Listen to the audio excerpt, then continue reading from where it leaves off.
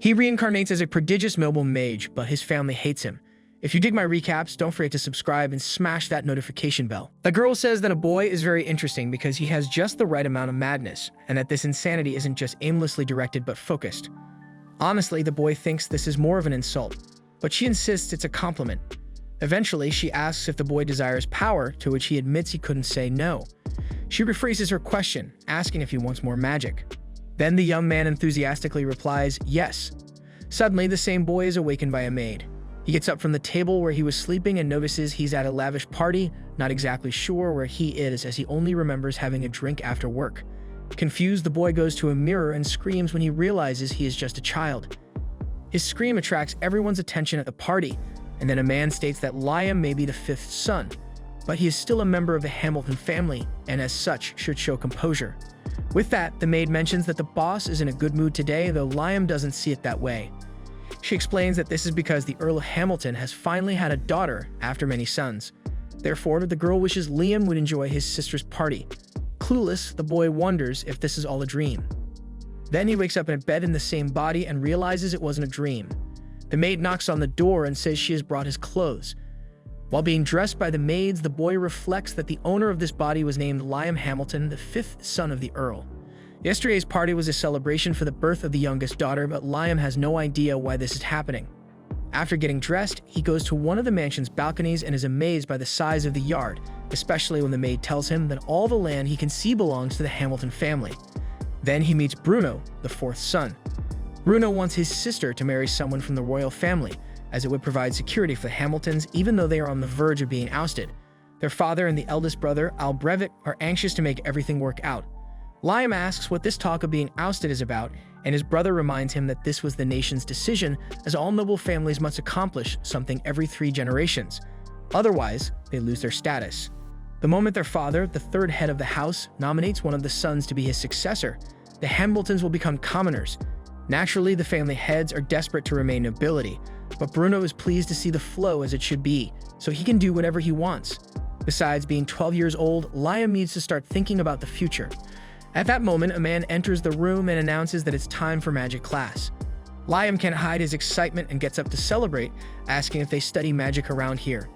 Trying to understand his brother's strange behavior, Bruno mentions that the family has grimoires in the storage, but the boy shouldn't get too excited. After all, only 1 in 100 people have an affinity for magic. Nonetheless, the teacher believes it's important to study what magic is. Without wasting time after class, Liam rushes to the maid he knows and asks her to show him the grimoires. She takes the boy to a library where he smells the books and walks through the shelves until he picks a grimoire on beginner's fire magic. After reading a section of a chapter, he focuses his mind and conjures a small flame on his index finger. The maid applauds the master's gift, as it was said it's rare for someone to possess magic in their being. After that, Liam goes to his father and asks to take some books from the library. Not paying much attention to the young man, the Earl allows it and sends him away as he's busy. After leaving, Liam doesn't like how cold the man is, but at least he got the permission he wanted. Thus, he lights candles in his room and reflects on how magic is the aggregation of knowledge. Knowledge is a weapon monopolized by kings and nobles, if the young boy is in a position to study this art freely. The next day, he tests the flame cutter ability and is pleased to see he's progressing rapidly. In time, he intends to invoke these spells without the need for a book. A month later, he shows Bruno that he can use the flame cutter without a book in just a month. Astonished by his brother's rapid progression, Bruno takes the book in search of some hidden secret that explains this, but nothing seems out of the ordinary in that grimoire. Not wanting to fall behind, the fourth son reaches out to conjure magic but fails miserably and recognizes that his brother truly has the talent for it. After all, it usually takes a year for an apprentice to start using magic. Hearing this, Liam concludes that this body has an affinity for magic. Bruno points out that the boy can gain status in the kingdom with this gift and asks if he's studying this hard to become the heir to the family. Liam answers no, but still, Bruno only advises his brother not to become a target of Albrevet. Following this, after learning all the initial fire spells, Liam picks up the ice spell Grimoire and is already excited for the next discoveries. In the meantime, the Earl calls his son in the hallway after finding out he can use magic. Therefore, he wants the young man to show it. Liam freezes the grimoire he's holding, but since this doesn't convince the father, he uses a fire spell without the help of the book. Now, Earl Hamilton is sure that the heavens have blessed his family and offers any grimoire the son wants. Hearing this, Liam is happy as he has never seen his father so excited. Subsequently, a staff member informs the Earl that he has arrived. Immediately, Hamilton orders his troops to be gathered. Liam left there, frustrated, not knowing what was going on. But since his father had promised him any book he wanted, the boy tried to stay calm. Along the way, he met a man who asked if Liam was one of Hamilton's sons. When Liam introduced himself, the man regretted his previous actions, though he believed it was his destiny. Therefore, he told the young boy to do as he wished. Liam didn't understand what the man meant, so he asked if the noble youth had come to capture him. However, as the boy continued to be confused, the man gave up on the conversation and admitted he'd been a bit out of sorts lately. Noticing the boy's book, he explained that the best way to learn magic was through constant and repeated practice, but he mentioned there was a more efficient method. Liam was curious, so the man showed him his hand and conjured a different element on each finger. The boy was fascinated and wanted to know how this was possible. The mysterious man asked him to draw a circle on the ground with his right hand and a square with his left, all at the same time. As the boy performed the task perfectly, the stranger declared that this was the essence of what he wanted to teach. Then he asked Liam to try using different magics with both hands. The boy visualized Flame Cutter with his right hand and a fireball with his left. When he released both at the same time, he and the mysterious mage was impressed because this technique, called Mystic, could only be used by 1 in a million. Next, Liam was tasked with summoning 3 spells simultaneously. He conjured Flame Cutter, Fireball, and Boiling Ground, but the magics dissipated quickly, and he thought he had failed. However, the teacher said it was a success. All that was missing was the magical power that the students still lacked, especially since this technique consumed an absurd amount of it. To teach the young boy to control his magical power, the man drew prime numbers on the ground and mentioned that this method only worked with them. Meaning, once Liam reached the 4th simultaneous spell, you would encounter problems because those numbers aren't primes. After surpassing 4 spells due to his previous experience, he wouldn't get stuck on the 6, remembering that 6 is also a prime number. Likely the boy would get stuck on 9 due to the change from even to odd numbers. By the way, the mage cast 13 spells into the sky at once and claimed that was his limit. He could reach 16 with his magical power, but the prime number after 13 is 17, which is a significant jump. Regardless, the teacher asked the pupil's age, and upon hearing he was 12, declared the boy had a bright future ahead, because youth is a weapon, and the ability to heed others' advice is an even more powerful one. With that said, the tutor handed over a ring called Magipedia to the boy, which contained hundreds of grimoires within it. When Liam put on the accessory, he felt over 300 spells bubbling in his head. For this reason, he wasted no time and tested a wind spell. However, when he turned to share the experience with the teacher, he had vanished. At the same time, the maid arrived, scolding the boy for wandering so far because there was a suspicious man lurking in Hamilton territory. Setting that aside, the girl gave Liam a Conjuring for Beginners grimoire on behalf of the Count. Finally, she asked the boy to come back soon and said goodbye. When she left, the teacher reappeared out of nowhere and mentioned he had to hide with an invisibility spell, but he couldn't stay there for long, so he would teach one more thing to Liam. He asked the boy to open the grimoire and conjure something using the ring. Liam turned to the page of the fire salamander and performed the process. The creature appeared but entered the grimoire. Upon this, the teacher explained that the Magipedia absorbed the book's content. Impressed, Liam didn't want to accept something so special, but the man said that the ring itself wasn't anything special. It was just convenient not to have to carry tons of books on his back. Then he asked the boy to conjure more creatures, and Liam repeated the process 3 more times. However, when he looked around, the teacher had disappeared again, leaving the following message: continue studying magic. We will meet again somewhere. Please don't tell anyone about me. After reading the message, despite the brief time together and not knowing his name, Liam came to regard the mysterious man as his master. A month after the tutor's departure, the pupil continued studying and practicing his learning, reaching much more complex levels of spellcraft. One day, Bruno went to the forest to see his brother and noticed white coal with him, which burns at a much higher temperature than normal coal, besides not producing smoke and lasting much longer. Moreover, Liam was able to produce crystals that recover magical power, all with his magic. Bruno praised his brother and concluded that the kid would know how to get by without him, especially since Bruno was about to marry a woman of low nobility. Taking the opportunity, he mentioned a severe mistake their father made right after Liam was born. The Count wanted a daughter so he could marry her off to someone from the royal family and maintain the Hamilton status. However, since Liam was born male, the Count became desperate for achievements and sent 1,000 men to kill a powerful monster sealed in these lands. However, the army suffered a severe defeat and lost 90% of its regiment. Because of such things, Bruno was sure the Hamiltons were about to crumble, so Liam needed to find a way to lead his life independently, just as Bruno was doing by getting married. Following the advice, Liam sold the items he had crafted and earned good money to finance his independence. Afterward, he satisfied his hunger with ramen. Noticing that the noodle was popular around these parts, he had an idea. Then he went to his mate and showed her a simple recipe where he just added sauce to the dry noodle, removed the moisture with magic, and boiled it with hot water. Soon he started calling this dish instant ramen, also known as Big Noodle. Excited, Liam tries to sell his new product, but the first merchant explains that only the eldest son of the Hamiltons can conduct business on these lands without prior authorization. Frustrated, Liam leaves only to find out that Albrevet, the eldest, had instructed the merchant to say so, fearing what his brother could achieve with his magic. Meanwhile, Liam considers leaving his father's lands to start his business. To do this, he conjures an inventory to store his resources. Then he summons a contract. According to the young man, there are two types of summoning magic: spirit and contract. The latter summons living creatures that become servants to the summoner. However, Liam is about to use this contract magic on himself. When he does, he celebrates the successful creation of an illusory clone, which he uses to travel in his stead beyond the Hamilton lands. Several days later, the original Liam receives various items in his inventory from the clone. This item box can be used simultaneously by both at a distance. Thus, the original produces the resources and the clone sells them outside the Hamilton territory. With this, Liam is convinced that he will achieve his independence. Not only that, this is perfect for him to train magic because now Liam can make his duplicate imitate the magic he's casting, doubling the damage. In the midst of one of these training sessions, Albrevet shows up to see how his brother is doing, having heard that the boy has been making impressive progress lately. Therefore, the eldest asks what the fifth brother wants to be when he grows up. Upon hearing this question, Liam immediately senses trouble brewing and makes it clear that he does not want to be the heir and take the place of the eldest. With this in mind, he says he wants to become independent soon and find a job that allows him to eat well. Considering this, Albrevet decides to introduce Liam to the Hunters Guild. Later, when he arrives at the guild, the hunters find the presence of a child amusing and start mocking the boy, laughing loudly.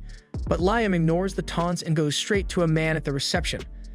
The man says he's heard of the young Hamilton through Albrevet and that he will need to pass a test to be accepted into the organization. Of course, something easier, because sending the Count's son to his death would cause a huge problem. Having said that, the receptionist asks Liam to use an attack spell he's mastered, chanting the incantation calmly. However, Liam admits he doesn't even know what an incantation is, so the receptionist tells him to attack directly. Before acting, Liam laments that his illusion is active, which greatly reduces the power, but with no other choice, he performs the attack. The result leaves everyone speechless, as most there had never seen such a spell before. Without much thought, the test supervisor says he can give a C-rank license, but then corrects himself and upgrades it to B rank. Leaving there with his new license, Liam wonders about the strength of B rank. In the midst of this, a girl approaches him and asks if he's a Hamilton. Liam confirms, and then the girl introduces herself as Asuna Okwage and invites the boy to hunt with her, saying it's safer in a group. Despite the girl's somewhat goofy manner, Liam likes lively people and accepts the invitation. On their way to adventure, Liam notices they haven't taken any mission. Asuna explains that only A-rank hunters and above take hunting jobs. B-rank and below go after dangerous creatures, like the wolves they just encountered, to defeat and collect a reward. Despite the initial confidence, Asuna realizes there are far more wolves than she thought and concludes that they're in trouble. Even so, Liam conjures the gnome ability, creating several little monsters that get bitten by the wolves. However, the gnomes swell and jam the wolves' jaws, preventing them from letting go. With this done, he asks Asuna to act and she finishes the fight. Soon the two return to the guild and impress the hunters with the 42 wolves they defeated. Taking advantage of the feat, the guild chief offers them another job. Shortly after, on the way to the new mission, Asuna is happy because they were hired directly, showing they've been recognized. The mission is simple: defeat a giant caterpillar before an important person passes by. About the monsters, Liam explains that they have magical stones in their bodies which allow them to use magic or advanced techniques. Compared to common beasts, they are much more dangerous. Today, Liam isn't using his illusion to save strength for this challenge. Later, after a long and exhausting battle, the two were just worn out. The carnivorous caterpillar was so resilient that no attack, not even the spells, could penetrate its carapace. Therefore, they retreat without accomplishing anything. Honestly, Asuna just wishes a meteor would fall on the creature's head. Hearing this, Liam gets an idea. After explaining the plan to his companion, the duo returns to the fight. Asuna lures the monster while Liam conjures his item box. As soon as he finishes, he pulls out a giant rock from the inventory and drops it on the insect, leaving Asuna terrified. Not just her, when they return to the guild, they leave everyone in disbelief. After all, they didn't just bring back the carcass of one carnivorous caterpillar, but two. Liam explains that he found the second with the enemy search spell. Finally, with their excellent performance on the mission, the guild chief offers a reward 5 times the initial amount. Several days later, Albrecht appears to his younger brother and says he was right to recommend him for the Hunters Guild, asking him to keep up the effort. When the man leaves, Asuna confesses she didn't much like his manner. Internally, Liam reflects that, to the eldest, the brothers are all nuisances. Setting that aside, it's time to receive the important person who was mentioned earlier. After all, the caterpillars were eliminated just to clear the path for this individual. When the man takes a look at the two, Asuna gets all excited, thinking that if they catch the attention of someone important, she and Liam could move up in life. Indeed, the man was very interested in Liam, so much so that he requested a meeting. Soon after, the protagonist is face-to-face with James Stanley, who, surprised to learn that Liam is the son of Charles Hamilton, asks about his relation to Raymond. Liam is lost, so the old man explains that Raymond is the owner of the ring he's wearing and wants to know if the boy killed the mage and stole the item. Distressed by the accusation, Liam stands up and says very seriously that he received the ring from his master. James bursts out laughing because it's just like the mage to get himself into the most dangerous possible situation and still find it dissipable. With that, he asks Simon, the butler, to stay put and orders Liam to attack the man with the best spell he has, using full force. Despite the strange request, Liam doesn't back down, and when Simon raises the magical shield, the boy focuses to do his part. Researching incantations, Liam discovered that reciting one can temporarily increase the mana limit you can release. For him, the best words are the names of the singers he's always loved: Amelia, Amelia, and Claudia. After chanting these names, he launches 11 magical missiles at the target. Afterward, he realizes that his limit with the incantation rose from 7 to 11. The last missile breaks Simon's shield and hits him squarely. James is pleased with the boy's power and announces that he will knight him, making Liam independent, which leaves the young man completely shocked. After knighting Liam, James tells him there's nothing specific left for him to do, but being freed from dealing with his older brother should be enough. Despite this, the Earl might have mixed feelings about his son's title, as he'd likely want to use Liam's powers for the family's benefit. Aware of this, Liam feels uncomfortable, but James explains that he can still contribute in other ways because his merits as a Hamilton also belong to the family. With that said, the old man remarks that Raymond loves playing tricks and asks if Liam has ever fallen for any of them. On this matter, Liam shares that once he commanded the item box to absorb an entire lake, and among the collected items he found a waterproof letter from Raymond.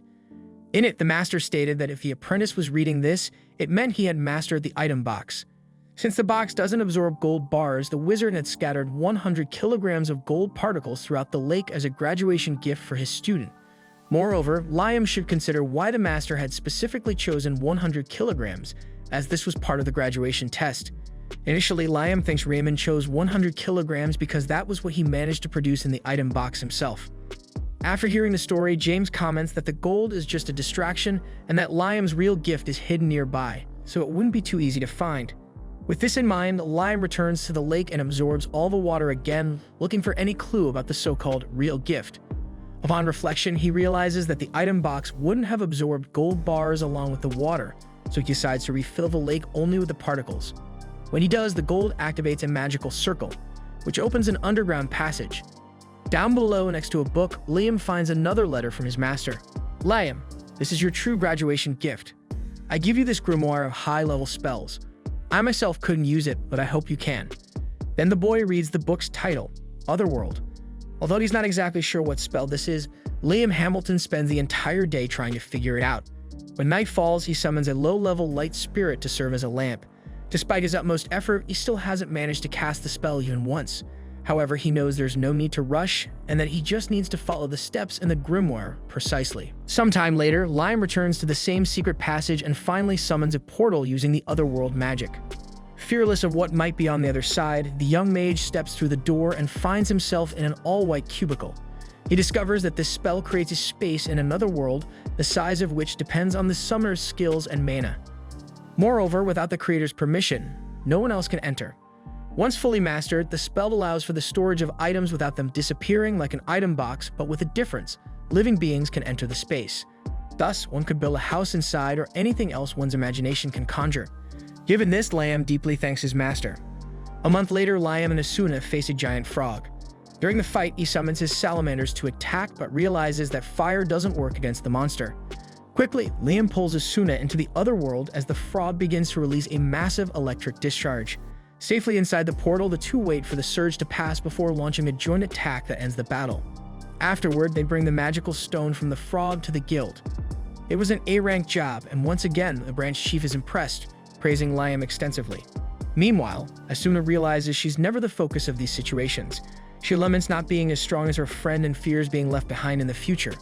Hearing this, the chief suggests she sign a contract to become Liam's servant, explaining that depending on the master's performance, the familiar's skills also evolve. Liam finds this odd since it would give him power to command over the girl, but Asuna trusts him completely and doesn't mind. Thus, the two take the proposal seriously and perform the establishment of the contract. As soon as the pact is completed, Asuna disappears suddenly and reappears behind Liam. She explains that at the moment of the contract, she heard a voice saying that her special ability, Speedster, had been awakened. On the other hand, Liam wants to test this power with someone, and Asuna already has someone in mind to help. She takes her friend to Jody, a veteran hunter who agrees to participate in the experiment. Upon arriving at the guild, Jody catches everyone's attention. She looks in the mirror and comments that this special ability she's feeling seems quite nostalgic. Curious, Asuna asks what the veteran's special ability is. Then Jody disappears for a while and comes back with 2 sandwiches, offering one to a man with an injured arm. When he takes a bite, his arm regenerates completely, leaving everyone agape.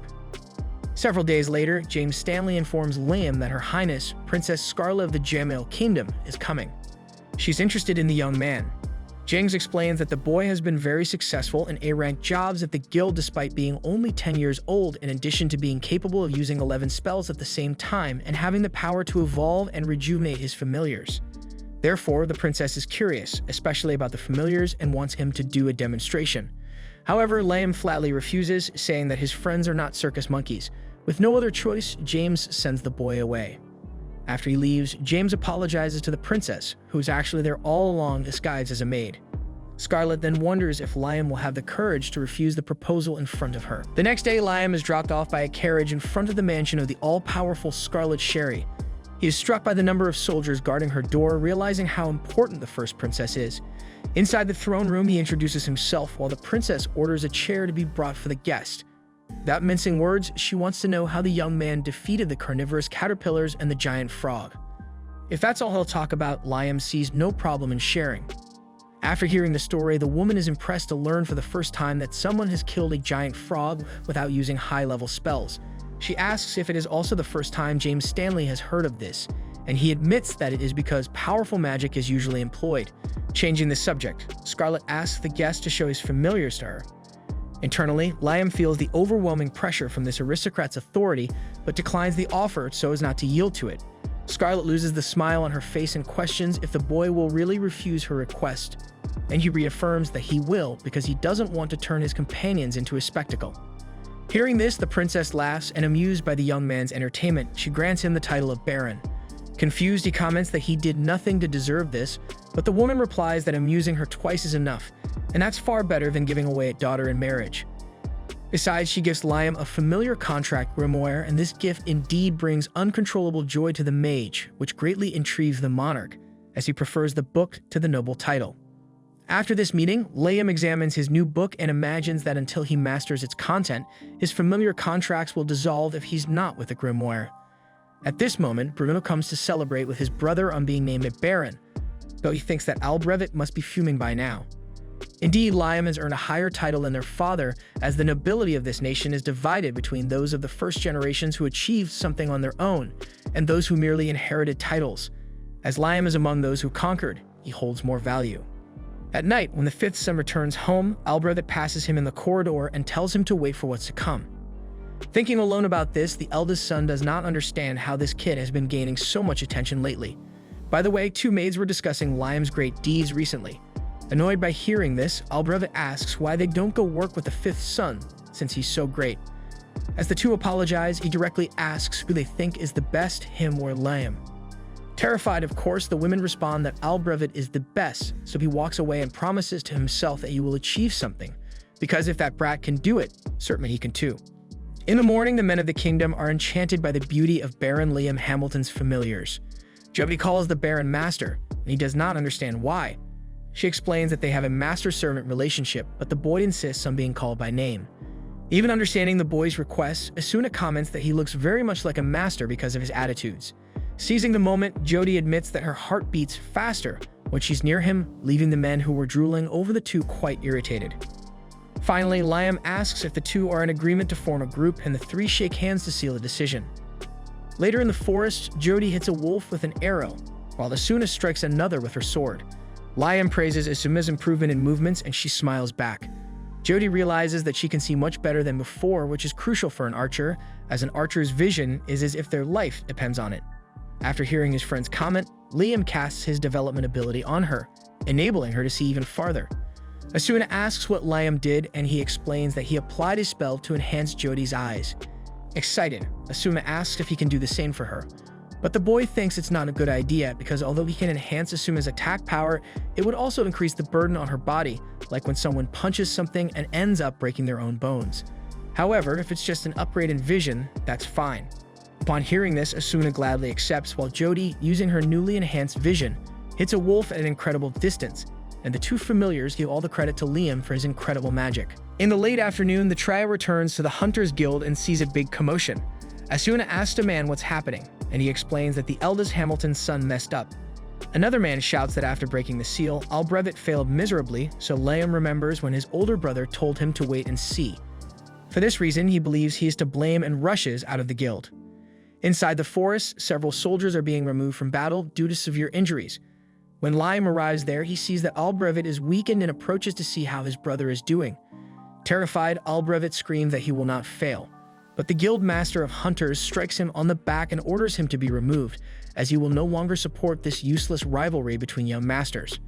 Regarding this, Liam emphasizes that he is also responsible for this tragedy, but the man asserts that he is not. Asuna asks what's inside the forest, and the master explains that the demon dragon Raiden was sealed nearby. Liam's great-grandfather sealed the beast, but the seal was undone. He knows how to seal the dragon again and has gathered people for this, but the Raiden Jr.'s offspring of Raiden are preventing it from happening, and they were the ones who caused this disaster. Since the offspring are capable of doing all this, Liam can only imagine when the father enters the fight, but the guild master explains that the adult was sealed for too long and needs a few weeks to recover its strength, so they need to seal his winged monster before that happens. Speaking of the dragons, the three hatchlings appeared beside their father, toppling other warriors along the way. Asuna noted that the young dragons were the size of a medium-sized dog and shouldn't pose much of a problem, so she attacked one. In response, the dragon hatchling spat fire, melting an entire tree in the blink of an eye, which made the girl retreat as a precaution. Liam cast the 7 magic missiles, but the 3 dragons easily repelled the magic with their fire. Realizing they couldn't defeat these foes, Jody insisted they escape as quickly as possible. Liam acknowledged these 3 dragons were stronger than he had anticipated and urged Asuna to grab Jody and use her sprinter ability to get out of there. As they left, the mage summoned his item box and retrieved his grimoire to recite his chant Amelia, Amelia, Claudia. He then conjured a portal to another world and hurled the dragons inside. After that, the boy knelt down and took a deep breath, his life having hung by a thread. Meanwhile, the guild master approached Liam, impressed that he had defeated the Raiden Juniors. When night fell, the kingdom's mages united to begin the sealing of Raiden, the demon dragon. Asuna and Jody returned to the master and inquired about the spell he had used against the monster's offspring. Liam explained that it was the Another World ability used to create an alternate space. Even with an enchantment, it was difficult to activate, but once triggered, it could store living creatures within. In this case, Liam had locked the 3 Raiden Juniors inside. Asuna asked if they could survive in there, but the boy told them not to worry. Since he hadn't yet mastered the spell, the things he placed inside tended to disappear on their own. Noticing that it wasn't an attack spell, Asuna praised the boy's cleverness for managing to trap the dragons there. Suddenly, a voice emerged from nowhere, calling for the tiny human of the Great Soul. Soon, Liam found himself in an environment where he directly faced the demon dragon. When addressed this way by the boy, Raiden realized this was how humans referred to him, but he wasn't concerned with all these definitions humans use, since in a few hundred years they would call them something else. By the way, Raiden asked who the tiny one with the great soul was. Liam introduced himself as an ordinary human, but the dragon argued that the boy's body and soul were not in sync. Thinking to himself, Liam figured the dragon must have discovered he was an adult in a boy's body and might even know the cause. Even though the human hadn't said anything, Raiden read his thoughts and replied that he didn't know the cause but would love to accompany Liam to see his life up close, for from what he observed, the mage led an interesting life. The dragon promised to do no harm. On the contrary, he would lend his strength to the small human, but only as much as needed for Liam to build his foundations with his own effort. Hearing such words, Liam didn't hesitate and accepted the offer, feeling no hostility from Raiden. Thus, Raiden announced he would rent Liam's great soul for a while and entered him. Done with that, Asuna drew Liam's attention to his hand. When he looked at his palm, Liam noticed a red mark. The master believed the young man had absorbed the demon dragon, while Liam felt an immense power from within. To test his new ability, he fired magic missiles into the air and 11 shot out without an incantation, something that had never happened before. Then Liam recited the incantation and repeated the spell. This time, 17 magic missiles were conjured and perfectly controlled by the caster. Around the boy, the other mages seemed to lose strength, so Raiden communicated with Liam, asking him to contain his mana as it was affecting the sorcerers. On the other hand, Misuna and Jody remained calm, guessing that it might be because they were relatives of the young baron. Finally, the Adventurers Guild Master thanked Liam for taking care of the demon dragon. Having said that, to the adult's surprise, a boy summoned his item box again and poured out 10 kilograms of gold dust as compensation for the trouble, with the largest amount designated for those injured in the battle. Grateful for this, the master amused himself that if Liam were the head of the Hamilton family instead of Albrevet, everything would be better. When night arrived, Charles, Liam's father, thanked his son for fixing the mess Albrevet had made. Liam asked what would happen to his brother, and the Earl explained that the eldest son would be confined at home for a while. Liam knew the worst punishment could have been expulsion for Albrevet. Charles emphasized that Lord James was still in town and that the story would spread throughout the nation and Liam was likely to be rewarded for it. However, despite his father's words, Liam felt guilty for his brother's behavior and went to his brother's room door to say something, although he didn't know what to say. Inside, Albrevet was screaming that the Hamilton family was ruined because the demon dragon had been defeated by Liam, who wasn't even their family, and that he was the one who should have sealed the creature. After hearing this, Liam gave up on talking to his brother and pondered that, in the end, Albrevet was the one who most wanted to protect the Hamilton family. That night, the young baron woke up and remembered having a strange dream where he practiced new magics that probably came from Raiden, the demon dragon. Excited by this new possibility, he ran to the forest where he usually trained to reproduce the 2 spells he saw in his dream. The first emanated a sensation similar to that of another world, and with enough practice, Liam felt he could master it. Hours passed, and the boy learned the magic and summoned a Raiden Jr. Suddenly, Princess Scarlet arrived and was impressed by the sacred magic the young man had used. For resolving the situation with the dragon, she awarded him the 3rd-class Phoenix insignia, a decoration celebrating the birth of a new hero who defeated the demon dragon. But for that, Liam needed to tell his story so it could be written down. The problem was that for some reason, when the Baron told the story, the princess told him not to tell anyone else about it. The next day, Liam received 3,000 gold coins from the princess, and the boy understood this as Scarlet wanting to buy his silence. Indeed, the very next day, young Liam found himself grappling with this situation as James Stanley boldly asked if he had mastered the art of sacred magic. Scarlet had paid for the boy's silence, and it really showed as he struggled to respond. Noticing the change in his mood, James remarked that Liam was still young, and that the princess's hefty reward made it all the more suspicious. Now, having defeated that dragon was an achievement grand enough to secure Liam's place among the nobility. Normally, Scarlet would return to the capital to report this to the king, but she hadn't, which only raised further suspicions about her behavior. Hearing this, Liam broke into a cold sweat as the man added that, according to reports, witnesses claimed the gigantic demon dragon transformed into light and was absorbed by Liam. Cornered like this, the boy threw in the towel and confessed to having learned a few sacred tricks on the sly. Knowing the truth, James asked the young man to demonstrate, so he conjured a beginner's spell called All Clear, capable of removing all evils, including poison or petrification. Witnessing such power, James understood why they say sacred magic is the work of God. Seizing on this topic, he told Liam about the War of the 3 Dragons. Once 3 dragons waged war, and one emerged victorious after defeating the other 2. Legend has it that sacred magic was the decisive factor in this conflict. The victorious dragon allied with the human who used this magic to establish the kingdom of Jamil, where they reside today.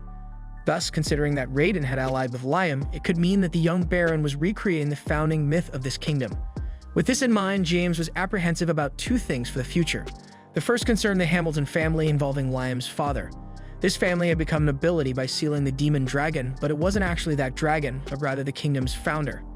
If this were to come to light, the Hamiltons could lose their noble title immediately.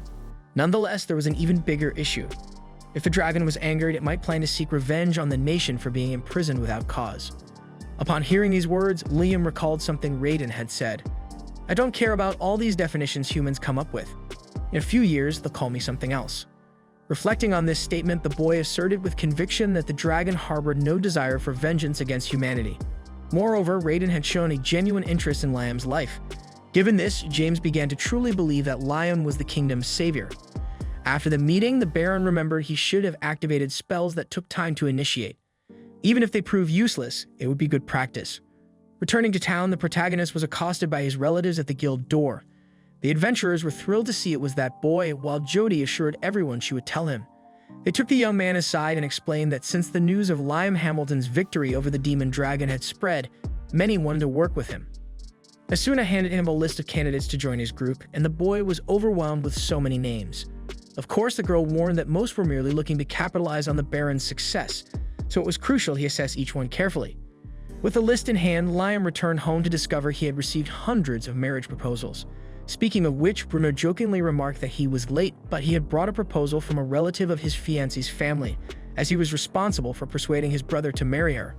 By the way, Bruno asked what the heck he had done to become so popular, and Liam replied that he had simply defeated a demon dragon. However, Bruno was sure there was more to it, since even the wealthiest families were interested in marrying someone to him. At that moment, Liam remembered what James had said and figured he was in trouble with so many doubting him. Nonetheless, the boy just realized he had never been so popular until he took on this body of a young noble.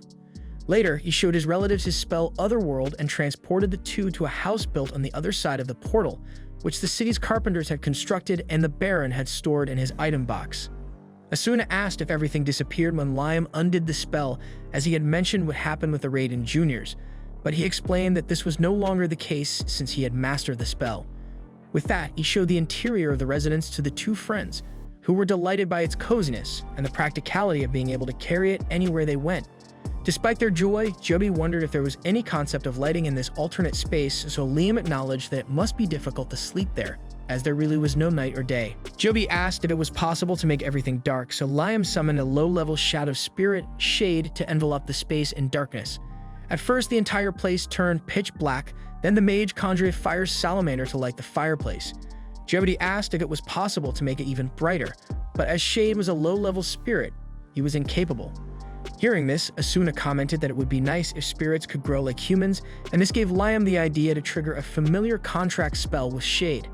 Upon doing so, Shade grew in size and gained a voice, thanking Liam for the opportunity to evolve to a medium level.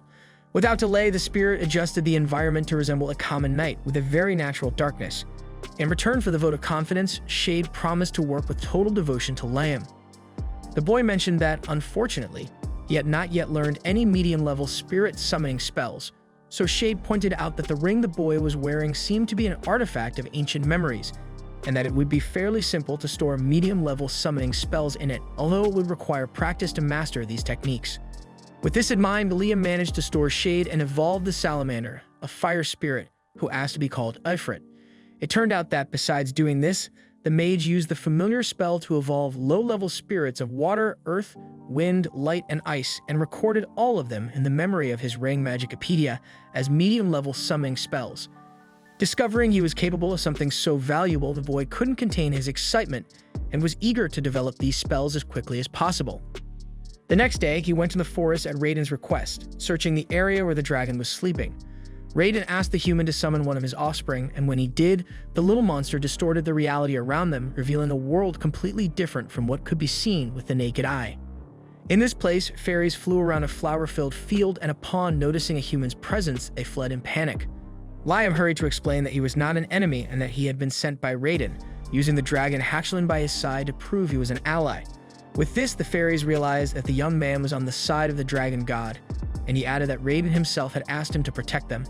According to the winged beast, fairy wings are a valuable material for crafting magical artifacts. Without help, this race would have long been extinct due to their fragility, and Raiden had been protecting them with a barrier.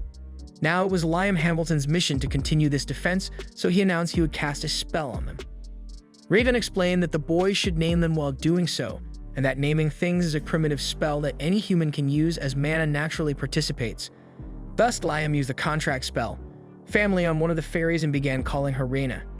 With this, Reina evolved into an elf, and the dragon explained that by naming familiars in the act of contracting them, the mana resonates more intensely and produces a more powerful result.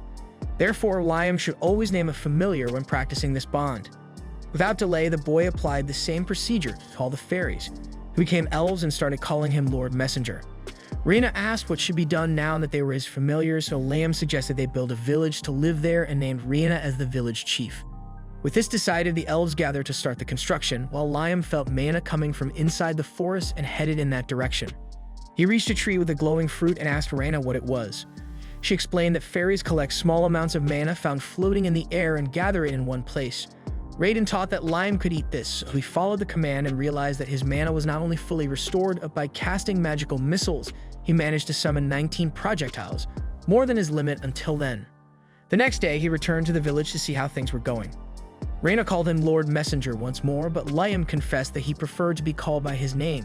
Soon, the elf notified her companions about this, and later showed that they had even tried to build their houses, but as could be seen, it didn't go very well. After all, they weren't masons. Amidst this, the group heard screams from an elf who was being violated by a group of men who came to plunder what was left after the battle against the demon dragon. They tried to kidnap the elf, so Liam ran to intervene. One of the thugs attacked the mage, who responded with the magical missiles.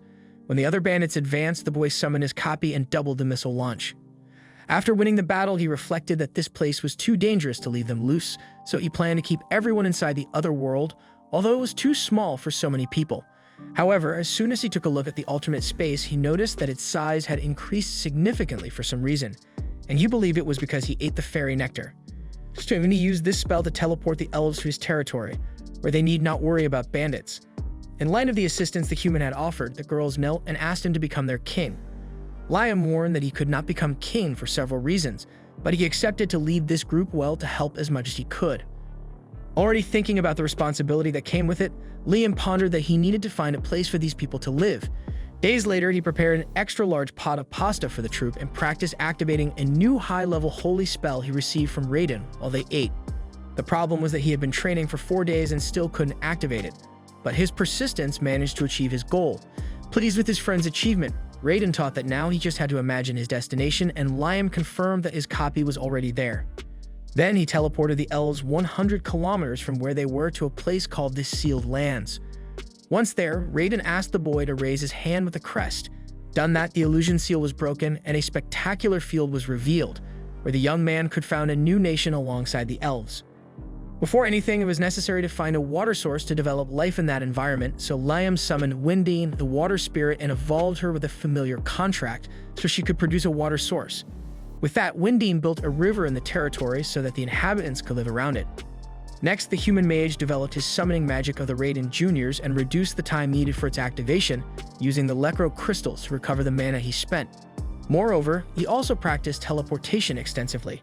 From now on, the casting is immediate, meaning Liam Hamilton finally mastered this technique and could teleport freely.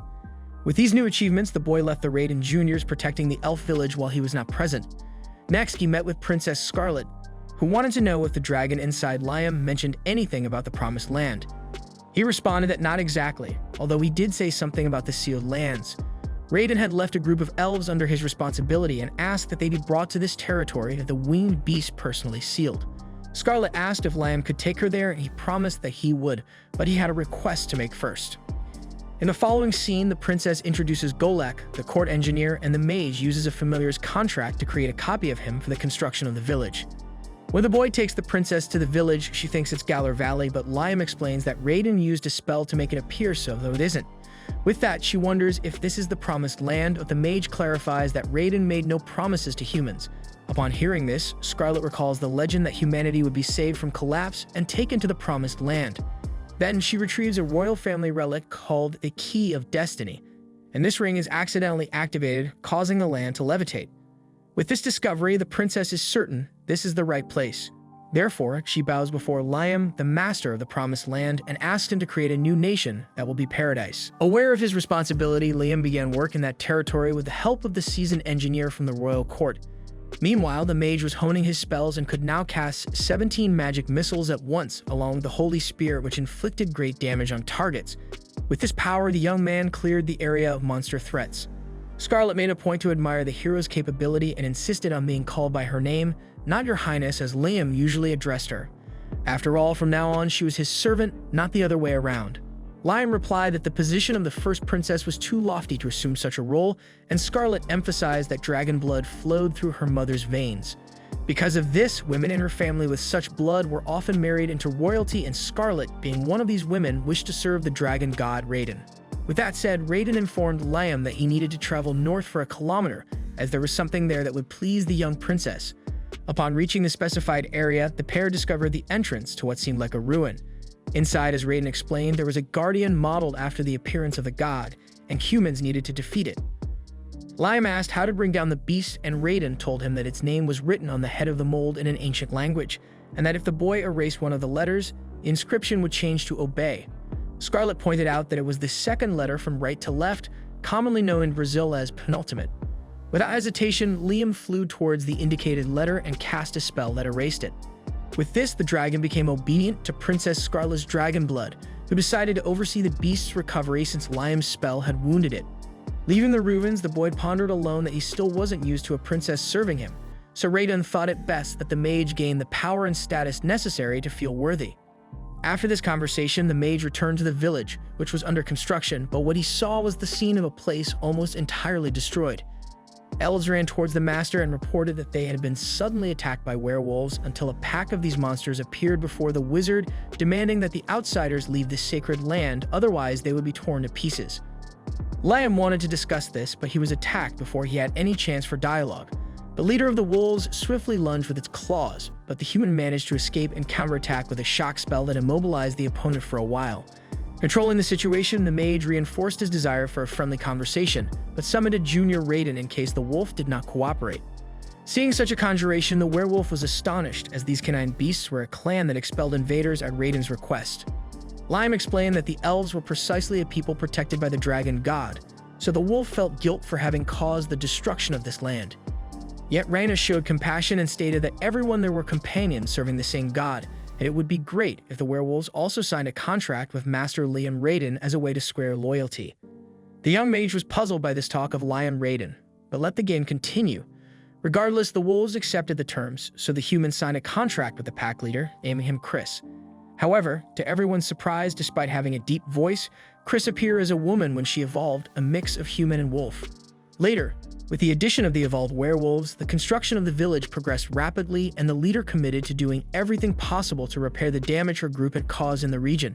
Speaking of which, Liam thought it would be much easier if he could speed up this process with some type of magic, so Raiden advised that since the boy did not have this spell, he could create one that would serve. Liam was excited by this possibility as he did not know it was feasible, while the dragon taught him to just imagine what he wanted to do and how to do it, visualizing the process and its outcome clearly. After all, everything in the world exists by causality, that is, cause and effect. Following the indicated steps, Liam cast the Maintain Memory spell on a wooden beam and asked Chris to try to break it. She split the beam in half, but it immediately regenerated and kept the structure intact. Thus, Liam managed to create the Maintain Memory spell, which memorizes non-living objects in their form at a certain moment. Faced with something so fantastic, the she-wolf hugged the master with excitement, while Raiden emphasized that Liam was a very interesting human. By the way, after learning how to create spells, the mage developed the magic missiles, evolving them into power missiles.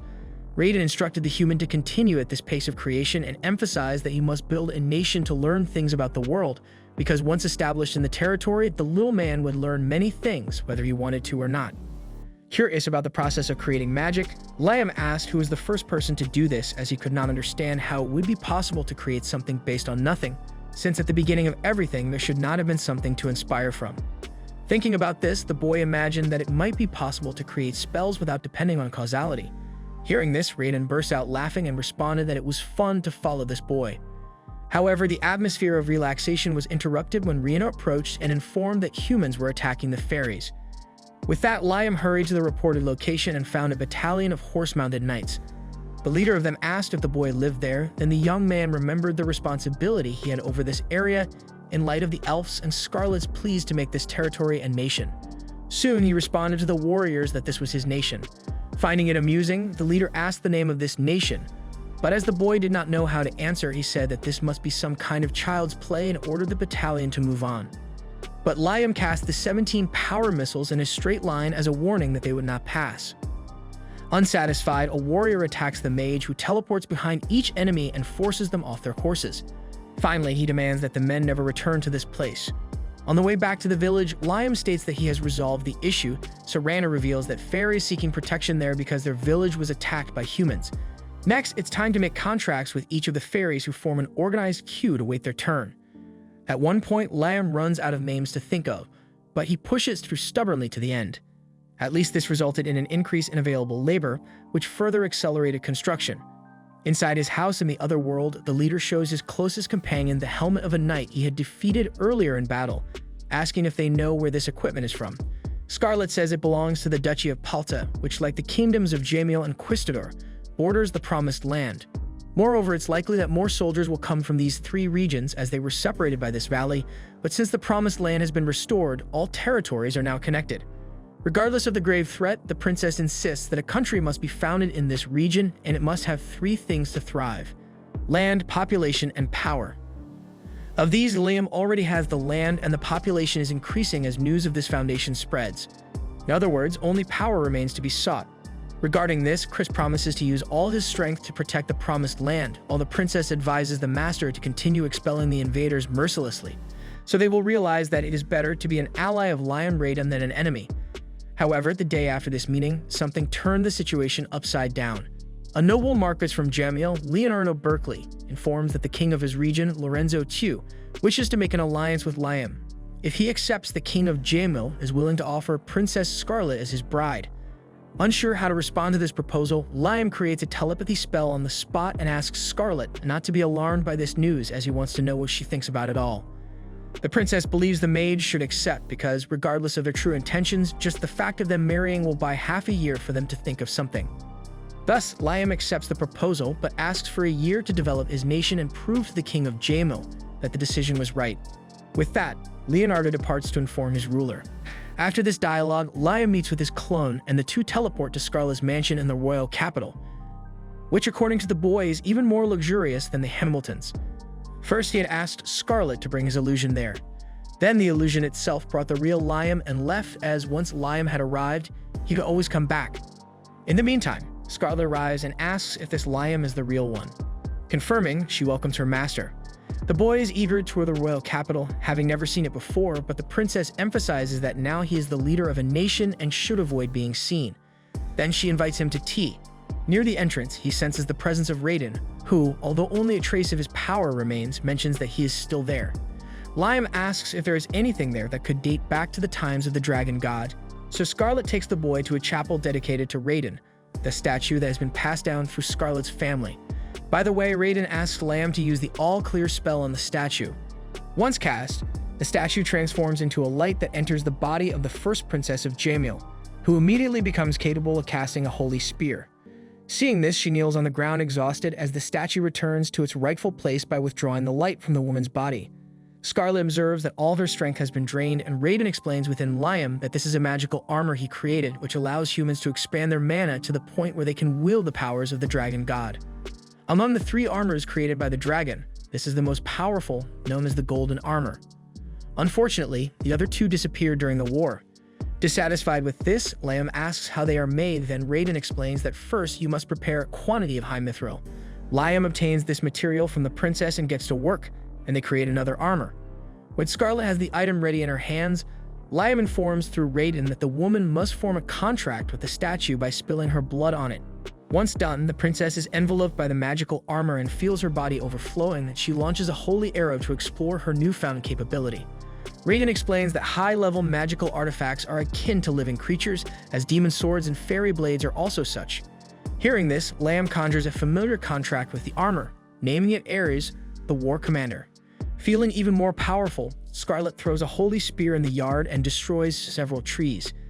Amid this, Raiden mentions that he had already named an artifact to fight in the Three Dragons War. In this case, he created the Guardian Raiden, but never thought to make it familiar. Speaking of which, the boy asks for permission to try something with the Guardian, and Raiden grants it. Soon, Liam goes to the statue and observes that it has its own consciousness and can move freely.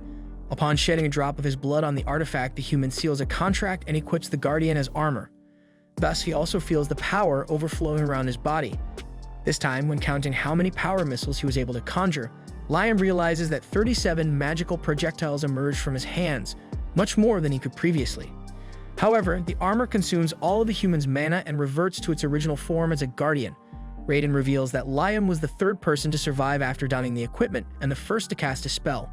Given the potential the young mage has been showing, the dragon god believes that Liam will be able to master the use of this power, and consequently, the entire world will be in his hands. The next day, after absorbing the mana stones, the protagonist regained his strength and asked to borrow Guardian Raiden for a while. Starlet said he could, and indeed should keep him. Grateful, the mage stowed the dragon in his item box and noticed how lifelike the creature seemed. Raiden agreed internally but emphasized that he was not. Finally, Liam informed the princess that he would return to the village, while she would stay in the royal capital but keep an eye on the events in the Promised Land. Subsequently, Liam teleported back to the village and returned Scarlet to the capital using the same spell.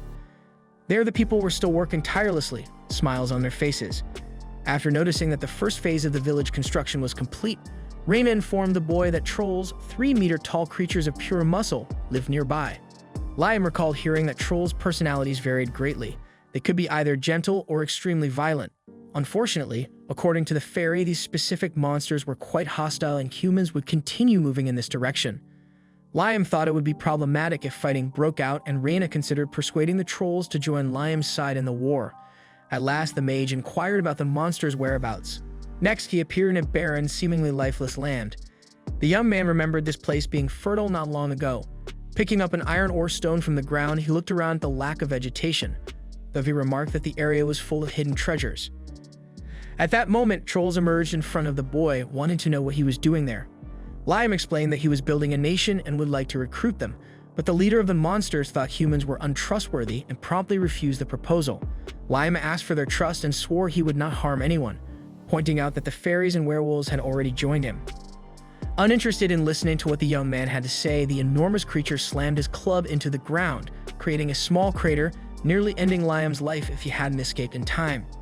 The troll persisted and swung multiple blows that forced the mage to flee like a rat as he pondered how to turn the situation around, especially since this troll was as strong as the legend said. Not reacting might mean the end for the mage himself. By the way, as Liam dodged another strike, he found his legs caught in a crevice in the ground. Seeing the malicious smile on the monster's face, the human suspected he had been lured into this trap on purpose. When the troll raised his club and struck, everyone thought the fight was over. However, Liam emerged from beneath the rubble in his Guardian Raiden magical armor, still intact. The troll was incredulous to see that he had caused no damage to his opponent, but the issue was even deeper. Looking around, the troll chief realized that in his eagerness to hit the boy, he had accidentally injured his own allies, and Liam confessed he hadn't dodged the last attack to prevent the chief from hitting his companions. Normally, he couldn't summon so many spells, so he used the magical armor to boost his power and conjure more illusions to protect the other trolls. Hearing these words, the chief realized this child was kind, contrary to his initial belief, hence he promised to listen to what he had to say.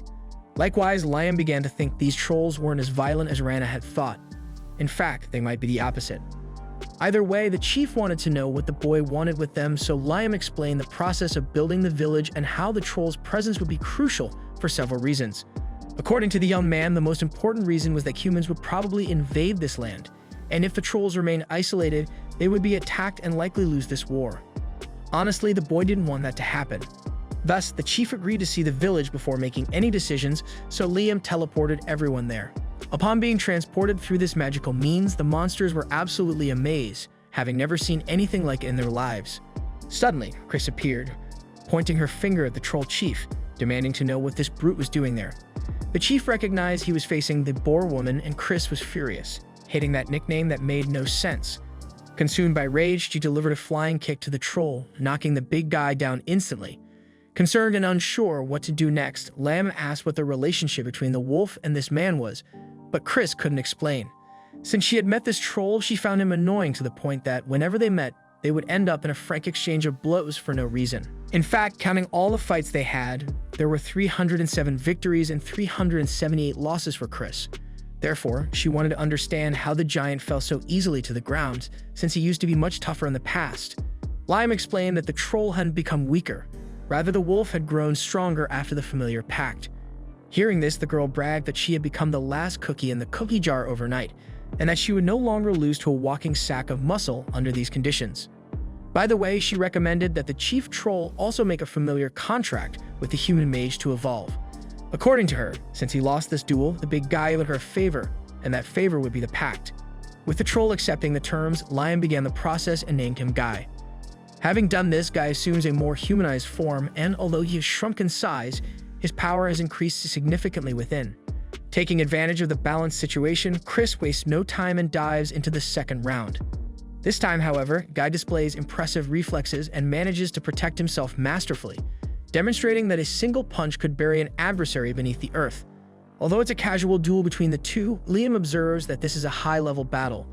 Guy's comrades witness their leader growing even stronger than before, declaring him a legendary Gagas, the natural evolution of trolls. Thereupon, Liam promises to do the same with all the new comrades, and as he transforms the trolls into Gigas, he celebrates the acquisition of more powerful allies for the protection of the village. Moreover, the species proved highly efficient in manual labor, as became evident when they began to assist in extracting heavy stones. Similarly, Chris tried to do the same work, but lacking their strength, it became quite difficult, and this was evident as the wolf girl struggled to move a bag with a massive rock inside. Guy asks her to take it easy and leaves the heavy lifting to him, until Chris is crushed by the stone she was trying to pull.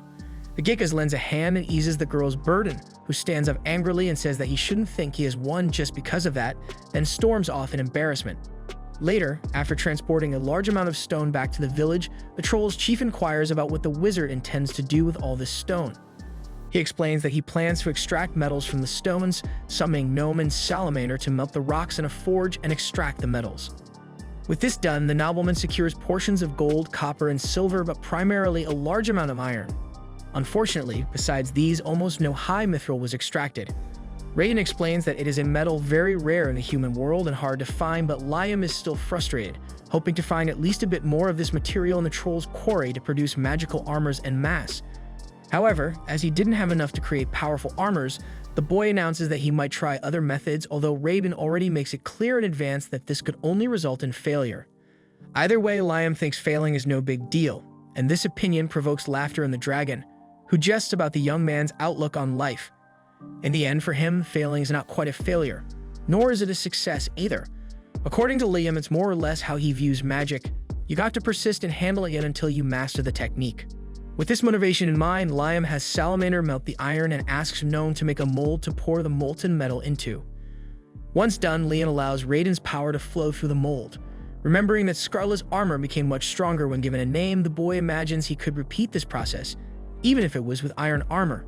Soon he names the equipment Apollo, meaning sun, thinking that giving a name that matches the mold could make the garment even more powerful. By the way, Liam also considered this when naming everyone in the village, giving names that matched the being in question, and it's curious to note that all evolved according to how they are called. Nevertheless, the young wizard manages to produce a magical iron armor, and even Raiden acknowledges it was a fantastic idea by the boy, who also managed to realize what he intended. Without a doubt, this young Hamilton is a great amusement in the dragon's life. In the late afternoon, the boy racks his brains thinking of other names he could use to strengthen more armors, as he cannot use the same name twice.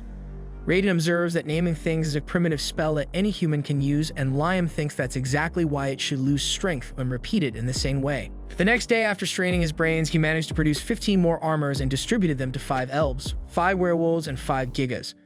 During the first training session of the new armors, Guy and Chris go at it again, and Liam discusses placing these two in the same group since they love each other so much. Perhaps if they compete to see who does the best job, it might be the kind of internal competition that strengthens the results of the missions they are assigned to.